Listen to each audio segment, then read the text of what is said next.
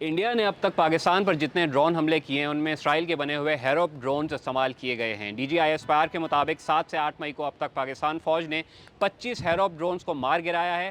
ہیروپ drone اسرائیل کی company اسرائیل arrow space industries کا تیار کردہ ہے۔ ایئر فورس ٹیکنالوجیز نامی ویب سائٹ کے مطابق ہیروپ 2 میٹر لمبا اور 3 میٹر تک پھیلاؤ رکھنے والا خود کش قسم کا ڈرون ہے جو بم نہیں پھینکتا بلکہ خود جا کر ہدف سے ٹکراتا ہے۔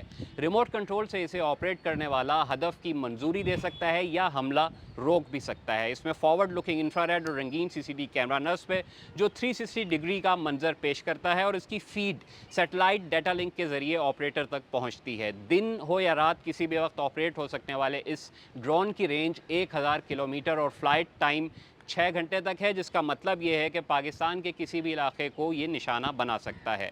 ضرورت پڑنے پر ہیروپ اپنے ساتھ 23 کلوگرام وزنی دھماکہ خیز مواد لے جا سکتا ہے۔ ہیروپ لانچ کے بعد جنگی علاقے میں گھومتا ہے اور ریڈار یا کمیونیکیشن سگنل سامنے آنے پر فوری طور پر ہدف کو نشانہ بناتا ہے۔ یہ ڈرون 2 گائیڈنس موڈز میں کام کرتا ہے: اینٹی ریڈار ہومنگ یعنی ریڈیو سگنل والے متحرک اہداف پر حملہ، اور دوسرے نمبر پر الیکٹرو آپٹیکل سینسر بند ریڈار یا میزائل لانچ سائٹس جیسے اہداف کا پتہ لگانا اور ان پہ حملہ کرنا۔ یہ میزائل سمندر، زمین یا فضائی پلیٹ فارم سے لانچ کیا جا سکتا ہے۔ اس لڑاکا ڈرون کو انڈیا نے پہلی بار فروری 2009 میں ایرو انڈیا شو کے دوران پیش کیا۔ ستمبر 2009 میں انڈین فضائیہ نے 10 کروڑ کے معاہدے کے تحت اسرائیل سے 10 ہیروپ ڈرونز خریدے۔